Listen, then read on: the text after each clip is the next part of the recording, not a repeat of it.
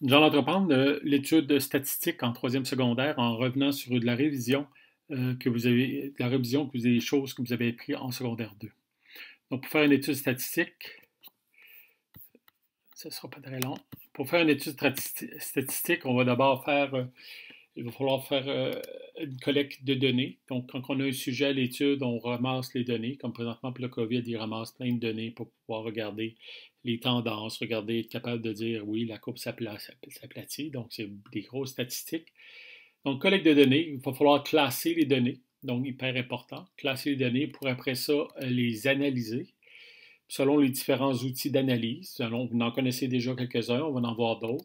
Vous aussi être en mesure d'interpréter les résultats de votre analyse afin de tirer une conclusion ou encore faire des prévisions. Donc, c'est ce que le docteur Arruda s'entend de faire présentement pendant la période de la COVID. Maintenant, on va s'attarder sur la collecte de données avant tout. La collecte de données, bon, il y a trois choses qui sont importantes dans la collecte de données. D'abord, le type d'étude de notre étude, le type d'étude qu'on veut faire. Est-ce que c'est une étude qui va nécessiter un recensement?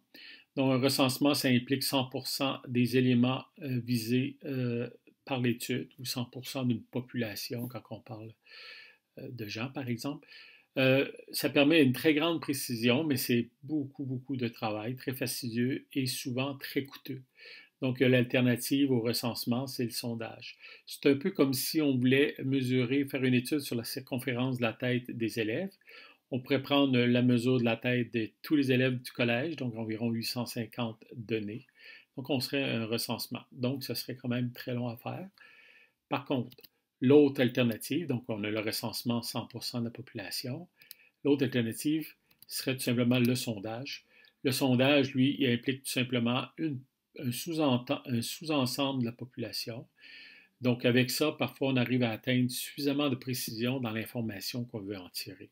Mais c'est super important d'avoir des méthodes d'échantillonnage qui est spécifique, reliées à l'étude qu'on veut ou les résultats qu'on veut obtenir. Donc, le nombre d'éléments qu'on prend pour faire un échantillon, on appelle ça la taille de l'échantillon.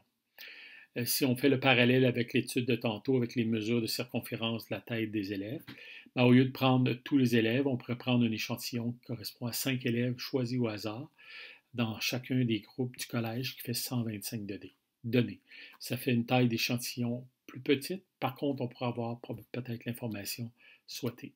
Donc, le sondage, on parle de sous-ensemble de la population. L'autre facteur important lorsqu'on fait l'étude, suite à la collecte de données, c'est en mesure de connaître le caractère étudié. Okay? Donc, le sujet de l'étude. Par exemple, des êtres, des animaux, par exemple. Combien il y a d'animaux dans le parc, combien il y a d'humains dans tel hôpital, etc., de personnes. Okay? L'autre, ce serait les choses. Combien vous avez de télévision dans votre résidence? Combien vous avez euh, de voitures? Et après ça, des faits. Quelle est votre grandeur? Quel est le résultat de votre examen? Ainsi de suite. Donc, ce sont tous des mesures, des caractères étudiés. Donc, j'ai mis en trois groupes, évidemment, pour simplifier la chose. L'autre facteur, c'est les types de caractères. Ça, vous avez vu ça. Vous avez les principaux types. Tu as le caractère qualitatif. Donc, quand on parle qualitatif, on va parler de mesures non numériques. Et s'il y a des nombres, ben, c'est relié à des codes. Donc, il faut faire attention. Ce n'est pas parce qu'il y a des nombres qu'on va dire tout de suite que c'est des mesures quantitatives, mais c'est une mesure ici des valeurs qualitatives. Okay? Donc, par exemple, la couleur des yeux, l'orientation sexuelle. Donc, ce sont des caractères, des valeurs à caractère qualitatif. Maintenant, pour ce qui est du quantitatif, il y a deux groupes, les discrets et continu. Discret, c'est tout simplement des valeurs entières. Donc, on ne peut pas avoir un demi-bain à la maison. Donc, ici, par exemple, le nombre de bains dans une résidence, le nombre d'enfants dans une famille. Donc, ce sont des valeurs entières qu'on retrouve sur une droite numérique. Donc, ça, on pourrait voir ça comme étant caractère quantitatif discret. Maintenant, continu, c'est toutes les valeurs possibles. Alors, évidemment, entre le minimum et le maximum, des valeurs qu'on a dans une étude. mais ce sont toutes les valeurs possibles, comme la longueur des cheveux d'un élève. Il pourrait avoir 0 comme longueur, comme très long, jusqu'au maximum, mais entre le minimum et le maximum, toutes les valeurs sont possibles. Un peu comme je présente sur la ligne numérique, il y a toutes les valeurs entre les entiers sont aussi possibles. Donc, on vient de voir ici, suite à la collecte de données, qu'est-ce qui implique une étude et trois facteurs importants qu'on doit tenir compte. Donc, c'est assez important. Je vais faire un exemple. Donc, je ramène le petit tableau ici. En fait, je vais en faire deux. Premier exemple, ça va être, par exemple, on interroge tous les élèves du collège pour connaître le choix pour l'activité de fin de l'année. Bon, le type d'étude, si on interroge tous les élèves, à ce moment-là, on voit 100% de la population, on va parler de recensement. Le caractère étudié dans le sujet de l'étude, c'est, en fait, le sujet, c'est l'activité, ok? Donc, c'est la sortie qu'on va faire à la fin de l'année, ok? L'événement, la chose, si on veut. Le type de caractère, ici, c'est du quantitatif ou qualitatif? Ben, ça va être qualitatif, parce que ça, des exemples comme la ronde, le canot, le musée, etc. Donc ici, on a une étude avec les trois critères, les trois facteurs importants dont on doit tenir compte lors d'une étude. Par la suite, on mesure la taille de 200 élèves au collège pour tirer les conclusions sur l'ensemble des élèves du collège. Donc ici, on a 200 élèves sur l'ensemble des élèves, on parle d'un échantillon. Par la suite, quel est le caractère étudié? C'est la taille, donc c'est fait là. Le type de caractère, bien évidemment, la taille, c'est quantitatif, continu, parce qu'on peut avoir des mesures entre les valeurs entières. Donc ici, on est en continu. Donc si on regarde, on a fait une collecte de données. On a vu comment faire les collectes de données. Enfin, on l'a vu, on va apprendre, mais on sait qu'est-ce qu'il y en est des collectes de données. On prend des données. En secondaire 2, vous avez appris à les classer. On va faire un petit retour là-dessus. Vous avez mis ça d'abord sur vous avez fait des distributions. Qu'est-ce qu'on entend par distribution? La distribution, c'est en fait faire l'énumération des valeurs qu'on a trouvées suite à une enquête, suite à un travail d'études statistiques. Donc, généralement, on les met entre accolades et on mettait là en ordre numérique. C'est très pratique pour les outils qui s'en viennent, les outils d'études, les outils d'analyse qu'on va utiliser pour en faire des interprétations. Ça va être pratique de les avoir en ordre numérique. Donc, le premier exemple, c'est un sondage. On prend 5 élèves, on mesure la taille de 5 élèves. Et puis, pour une classe, là, à ce moment-là, on a de l'information pour les tailles des élèves de cette classe-là. Maintenant, on va y aller à titre de recensement. On va mesurer tous les élèves d'une classe, 36 élèves, et on a la grandeur en centimètres. Donc, ici, on a un recensement, mais on a écrit les résultats. Là, on a classé les résultats dans une distribution entre accolades, tout simplement. Maintenant, on va regarder une autre chose que vous savez déjà. Vous ne l'avez peut-être pas appelé comme ça, mais vous avez appris à faire des tableaux. Là, je vais l'appeler le tableau de données. Évolution, par exemple, souvent, c'est l'évolution dans le temps, ce genre de tableau-là, comme le revenu de l'entreprise dans le temps. Donc, en 2015, 2,3 millions de dollars.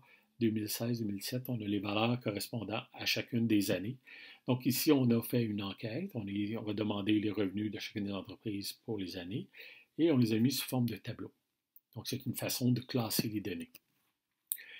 Une autre façon maintenant, toujours un tableau, mais on va l'appeler de tableau à données condensées. Celui-là, vous l'avez probablement déjà fait sans vraiment savoir que c'est ça.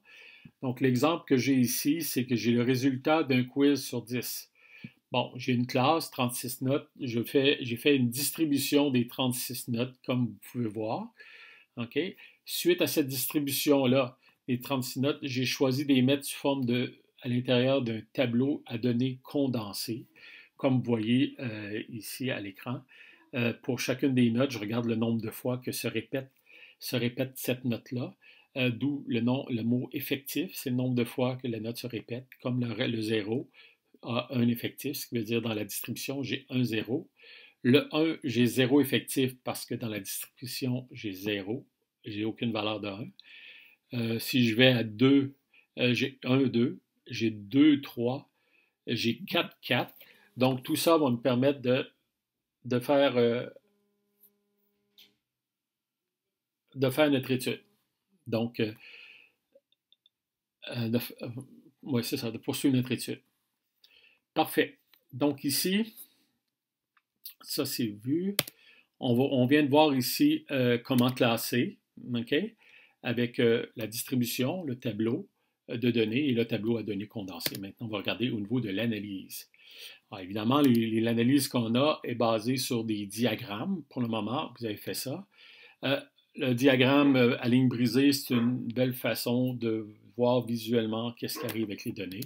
Donc, généralement, on utilise ça dans le cas d'une évolution dans le temps, comme par exemple ce graphique ici à ligne brisée, qui est en fait le solde du compte de la banque d'Audrey en fonction du temps.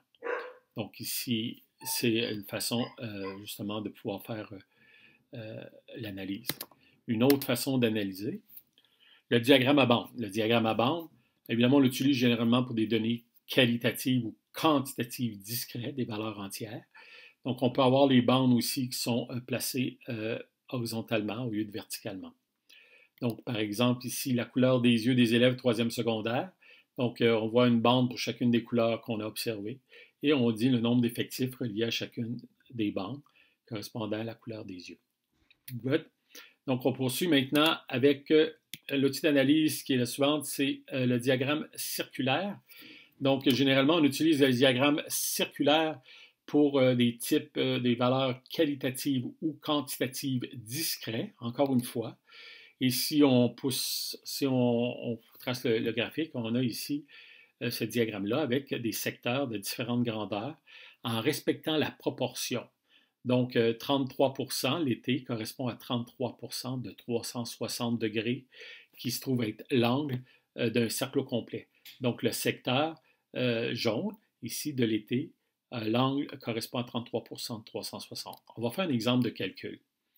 Donc, si je prends le tableau ici, été, on avait 33%, automne, 17%, hiver, 22% et printemps, 28%.